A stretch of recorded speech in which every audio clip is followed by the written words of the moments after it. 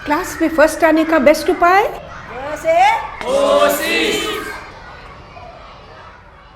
Hello बच्चों, चलो आज हम घूमने जाते हैं गांव पालमपुर।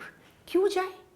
गांव पालमपुर पश्चिम उत्तर प्रदेश का एक टिपिकल गांव है। वहां हम जाएंगे तो एक टिपिकल गांव की टिपिकल अर्थव्यवस्था कैसे होती है इसको हम समझ लेंगे। अर्थव्यवस्था यानी कि इकोनॉमी, और इसमें वो सब कामकाज होते हैं जिससे हम रोज़गार करते हैं, जिससे हम उत्पादकता बढ़ाते हैं और जिससे हम देश की जीडीपी में कंट्रीब्यूट करते हैं।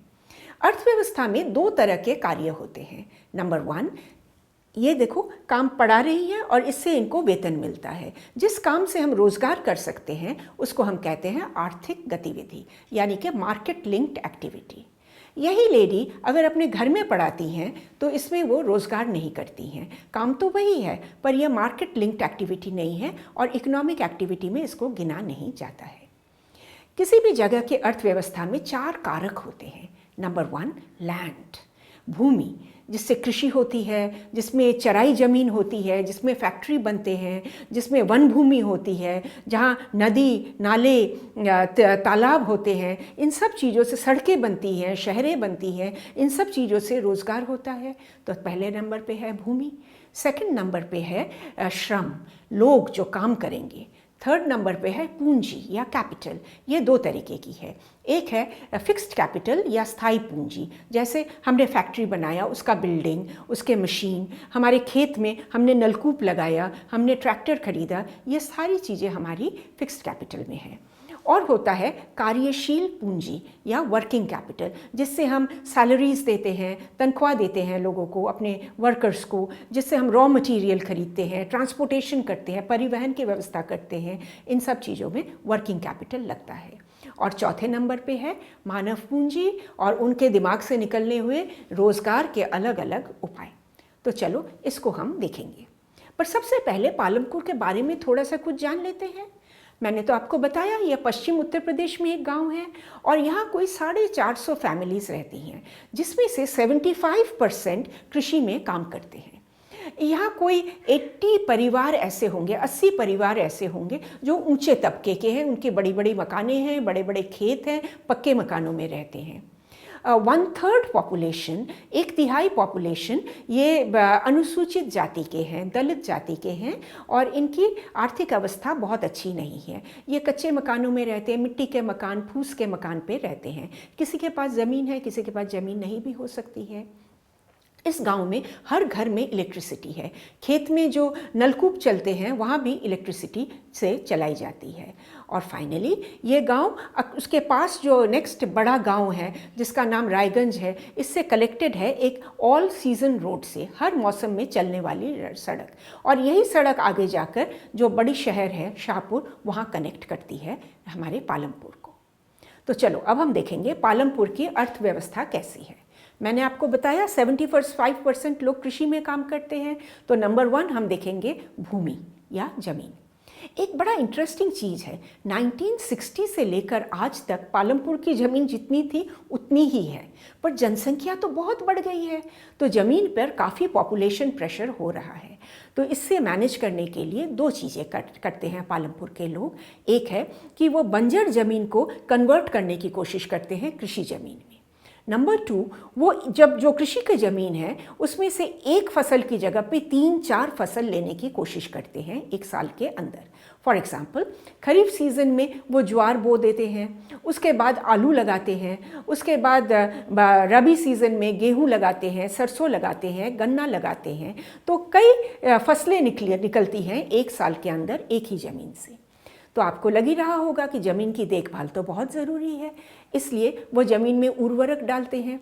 ऑर्गेनिक उर्वरक तो डालते ही हैं, जैविक उर्वरक, साथ साथ वो केमिकल फर्टिलाइज़र भी डालते हैं। वो अच्छी यील्ड की, अच्छी उच्च उत्पादक बीजें लाते हैं जिससे बड़ी बड़ी अच्छे फसल हो। साथ साथ वो खूब सारा पानी डालना पड़ता है, इसलिए डीप नलकूप बनाए हुए हैं, डीप ट्यूबवेल बनाए हुए हैं, बिजली है जिससे ये अच्छी तरह खेती की सिंचाई हो सकती है। ट्रैक्टर, ऐसे सारी इम्प्लीमेंट्स है जिससे खेतों की गहन जुताई की जाती है। पर बच्चों एक चीज़ आप याद रखना, कोई भी चीज़ बहुत ज़्यादा करे ना वो ज़मीन के लिए अच्छा नहीं है। बहुत ज़्यादा पानी अगर हमने निकाल लिया तो वाटर टेबल नीचे चला जाता है, आगे आने वाले साल में पानी कम मिलेगा। बहुत ज़्यादा केमिकल फर्टिलाइज़र अगर डाल दिया, कृत्रिम उर्वरक अगर डाल दिया तो ज़मीन खराब हो जाती है, फिर उस ज़मीन को रेस्ट करने देना पड़ता है। तो इन चीज़ों को आप याद रखना। ये रहा भूमि के बारे में। आगे हम देखेंगे श्रम के बारे में, यानी कि यहाँ कैसे लोग काम करते हैं। मैंने आपको बताया था जो बड़े किसान हैं उनके हेक्टेयर पे हेक्टेयर ज़मीन होती है और इसमें काम करने के लिए वो मज़दूर को बुलाते हैं। और जो इनकी जो फसल होती है, बहुत सारा फसल होता है, कुछ हिस्सा तो वो अपने घर में रखते हैं और बाकी वो बेच देते हैं और उससे अच्छा मुनाफा कमाते हैं और इस मुनाफे से वो मज़दूरों को उनकी वेतन देते हैं।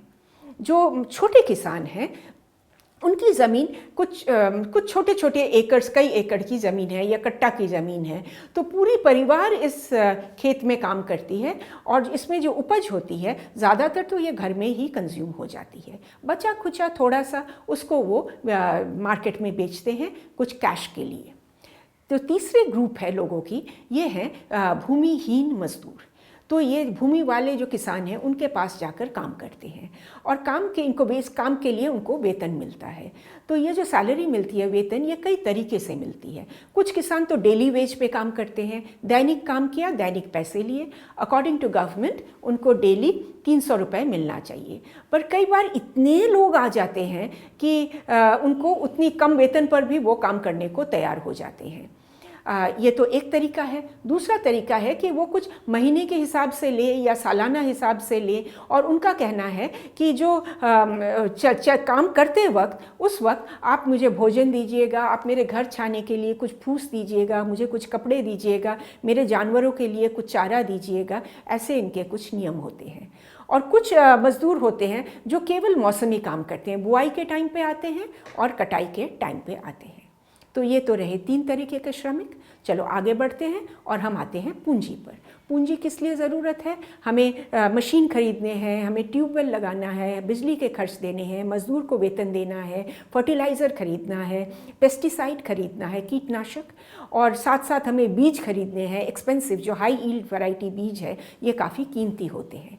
जो बड़े किसान हैं वो तो अपने जो पिछले साल के मुनाफे से ये सारी चीज़ें कर लेते हैं। छोटे किसान जो हैं ये इनको ऋण लेना पड़ता है। तो ये ऋण कहाँ से लेंगे? एक है साहूकार, गांव का साहूकार, जिनको वो जानते हैं, पहचानते हैं, पर ये साहूकार कई बार इनसे ऊंचे ब्याज पर इनको ऋण देते हैं। किसान को उतना लिखा पढ़ी आती नहीं है तो और वो ठीक तरह समझ नहीं पाते हैं। अगर उनकी उपज नहीं हुई, अगर वो पैसे वापस नहीं दे पाए तो साहूकार कई बार उनकी ज़मीन जब्त कर लेते हैं। और ऋण जाल में फंसकर आप तो सुना ही होगा, कई बार किसान आत्महत्या भी कर लेते हैं। दूसरा पूंजी का स्रोत है बैंक्स। आजकल बहुत सारे गांव में कोऑपरेटिव बैंक्स खुल गए हैं और इनके एजेंट घर घर में जाके लोगों को समझाते हैं क्या दस्तावेज चाहिए, ताकि वो एक अच्छे प्रॉपर ब्याज पर, एक नॉर्मल ब्याज पर वो लोन ले सके और उस लोन को कैसे किश्तों में वो उसे वापस दे सके। तो ये रहा पूंजी के बारे में। अब हम जानेंगे मानव के दिमाग से निकलने वाले रोज़गार के स्रोत। 75% तो कृषि में काम करते हैं, पर कृषि मौसमी काम है। बुआई के टाइम पे बहुत काम है, कटाई के टाइम पे बहुत काम है। बीच वाले टाइम पे क्या करेंगे? इस वक्त तो लोग बेरोज़गार हो जाते हैं। तो इसके लिए लोगों ने कई तरीके निकाले हैं, उसमें नंबर 1 है पशुपालन। हर घर में 1-2 गाय बछड़े भैंस रहते हैं जो दुधारू जानवर होते हैं। इनका दूध कलेक्ट करके ये अगले शहर में ले जाते हैं जहाँ बहुत बड़ा कलेक्शन सेंटर है, चिलिंग प्लांट है। यहाँ दूध इकट्ठा होता है, फिर अलग अलग शहरों में इसे बेचा जाता है। साथ साथ गांव में लोग मुर्गी पालते हैं, भेड़ बकरी पालते हैं, अंडों के लिए, मांस के लिए, ऊन के लिए, ये सब चीज़ें करते हैं। कुछ लोग बागवानी भी करते हैं, हॉर्टिकल्चर, जिससे वो फूल वगैरह उत्पन्न करते हैं। कुछ लेडीज़ अचार पापड़ वगैरह बनाती हैं घर में, तो कुछ घर में यूज़ करती हैं, कुछ बाज़ार में जाकर वो सेल कर देती हैं।